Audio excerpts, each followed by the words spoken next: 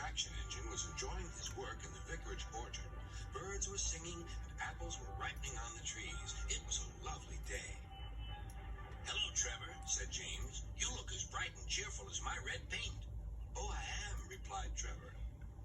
"What's that noise?" "It's the bees," laughed Trevor.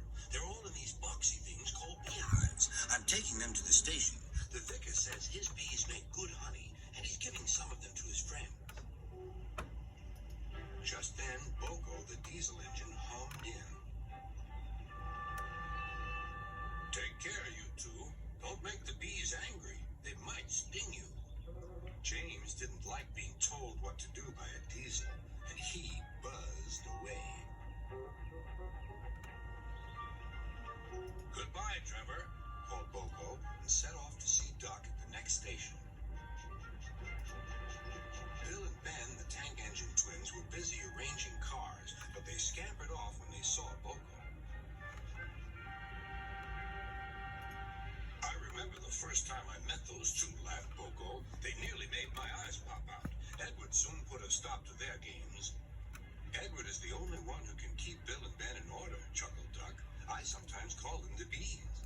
"A good name," replied Boco. "They're terrors when they start buzzing around."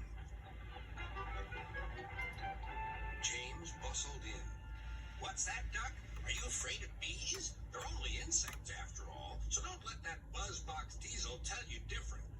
"His name is Boco, and he didn't.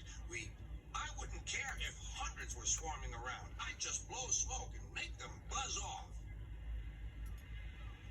"Buzz, buzz, buzz," retorted Duck. The next morning, James arrived at the station to collect his coaches. The passengers were excited and keen to get on board.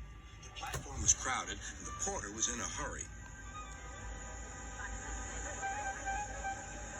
"Mind your backs," he shouted. Then there was trouble. The beehive fell and broke open.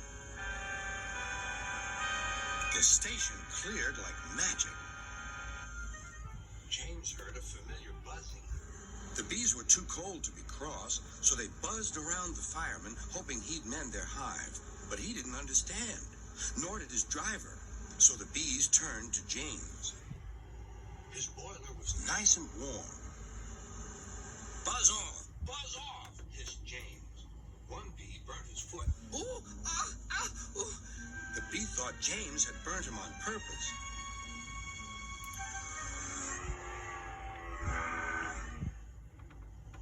So it stung James right back on the nose.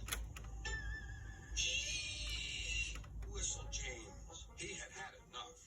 So had his fireman and driver. They didn't notice till too late that they had left all their coaches behind. They tried everything to get rid of the bees. First, they spun on the turntable, but to no avail. They tried washing them off, but the bees clung harder to James's warm boiler.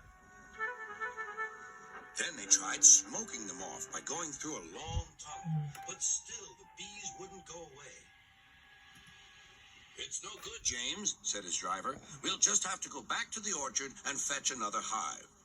James's reply was drowned by the sound of buzzing. The vicar was waiting anxiously for James. When he arrived, the bees swarmed straight into their new home. "Come on, James," said his driver. "What you need now is a good hose down."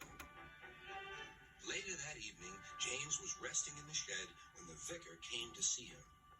"Thank you for saving my bees," he said. "It's a pity it's not Christmas. Then we could call you James the Red-Nosed Engine." Everyone laughed, even James. But instead, they decided to call James the Bee's Knees, which means they thought he was more useful than ever.